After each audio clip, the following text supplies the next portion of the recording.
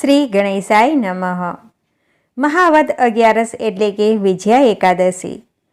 બ્રહ્માજી નારદજીને વિજયા એકાદશીની કથા કહીને સંભળાવે છે. પૂર્વ ભગવાન શ્રી રામચંદ્રજી 14 વર્ષનો વનવાસ ભોગવવામાં સીતાજી અને લક્ષ્મણ પણ સાથે વનમાં ગયા હતા. પંચવટીમાં આવીને રહ્યા હતા. જ્યારે સમુદ્ર મંથન વખતે શિવજીએ ઝેર પચાવી હતું ને, તેમજ પંચવટીમાંથી સીતાના હરણને રામ જ પચાવી શક્યા છે. રાવણે સીતાનું હરણ કરી ગયો. રામ લક્ષ્મણ જટાયુને મળે છે. સીતાજીની સઘળી હકીકત જટાયુને જણાવે છે અને જટાયુ પણ મૃત્યુ પામે છે. રામને સુગ્રીવનો સાથ મળે છે. વાનર સૈન્યની સહાય પણ મળે છે. હનુમાનજીએ સીતાજીને શોધવા અશોક વનમાં જાય છે. શ્રી રામની મુદ્રિકા આપી અને અશોક વન ખેદાન મેદાન કરી નાખ્યું. પછી લંકા દહન કર્યું. સમુદ્ર પાર કરવા માટે લક્ષ્મણે કહ્યું કે આપણે મહર્ષિ બદકાલભ્યને જઈને મળીએ. તે બાજુમાં જ તેમનો આશ્રમ છે. શ્રી રામે કહ્યું, મુનિવર્ય, લંકા જીતવા માટે વાનર સેના સહિત અમે સમુદ્ર કિનારે આવ્યા છીએ, પરંતુ સમુદ્રનું પાણી તો ઊંડું છે. સમુદ્ર ઓળંગવા માટે આપ અમને કોઈ ઉપાય બતાવો. બલકાભ્ય મુનિ તો ત્રિકાલ જ્ઞાની હતા. તેઓ સમજી ગયા કે શ્રી રામ તો આદિદેવ છે. તેમણે સંજોગાવત આ માનવ રૂપ ધારણ કર્યું છે. વૈદેહીની તપાસ માટે રામ પરિશ્રમ કરી રહ્યા છે. માનવ રૂપ જો રામ ન રડે તો તેમનું પતિત્વ અધૂરું ગણાય. સંસાર રૂપી સમુદ્ર પાર કર્યા સિવાય સીતાજીનો સાક્ષાત્કાર થતો નથી. મુનિવર્ય સલાહ આપે છે કે તમે મહાવદ એકાદશીનું વ્રત કરો.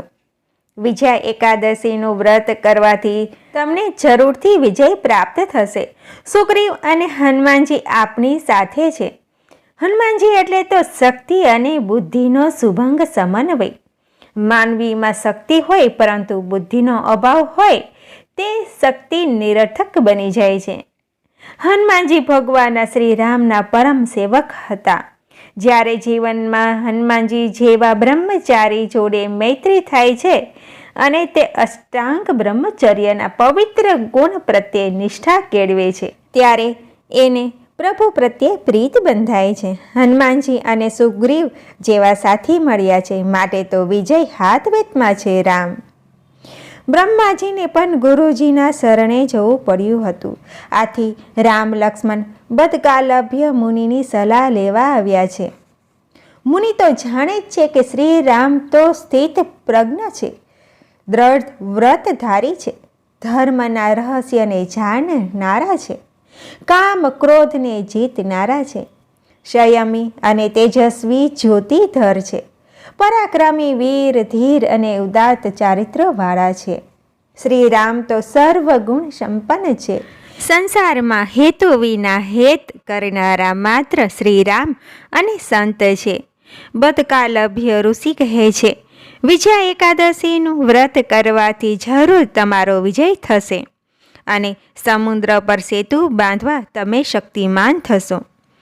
મુનિ આ વ્રત કરવાની વિધિ દર્શાવે છે. મહાવદ દસમના દિવસે માટીનો, ત્રાંબાનો કે સુવર્ણ ઘડો લઈ તેમાં પવિત્ર જળ ભરી આસોપાલવના પાન મૂકી સ્થાપના કરવી. ભગવાન નારાયણની મૂર્તિ આસન ઉપર પધરાવી. એકાદશીના દિવસે પ્રાતેકાળે સ્નાન વિધિ કરીને નારિયેળ તથા ફળ ફળાદિ વગેરે દ્વારા પૂજન કરવું. તેના ઉપર જવના દાણાનો છંટકાવ કરવો. ગંધ, ધૂપ, દીપ, નૈવેદ્ય વગેરેનું સમર્પણ કરવું. આખી રાતનું જાગરણ કરવું. પુરુષોત્તમ નારાયણનું ભજન કીર્તન કરવું. બીજા દિવસે વહેલી સવારે મૂર્તિ સાથે ઘડાનું જળાશયમાં વિસર્જન કરવું અને વિદ્વાન બ્રાહ્મણોને મૂર્તિ તથા ઘડો દાનમાં આપવા. આ વ્રત વિધિ અનુસાર વ્રત કરવાથી જરૂર તમારો વિજય થશે. શ્રી રામે પણ મુનિવર્યના આદેશ અનુસાર વિજય એકાદશીનું અનુપમ વ્રત કર્યું અને આ વ્રતના પ્રભાવને લીધે તેમનો વિજય થયો હતો. આ વ્રત કરનારા આ લોક અને પરલોકમાં સુખી થાય છે. જીવનમાં તે વિજયને પામે છે. મૃત્યુ પછી સ્વર્ગની પ્રાપ્તિ થાય છે. તેના સર્વ પાપો નષ્ટ થાય છે અને વ્રત કથા વાંચનાર તથા સાંભળનારને અશ્વમેઘ યજ્ઞનું પુણ્ય પ્રાપ્ત થાય છે. તો બોલો શ્રી નારાયણ ભગવાનની જય. વાંચવા બોલવામાં મારાથી ભૂલ થઈ હોય તો ક્ષમા માગું છું.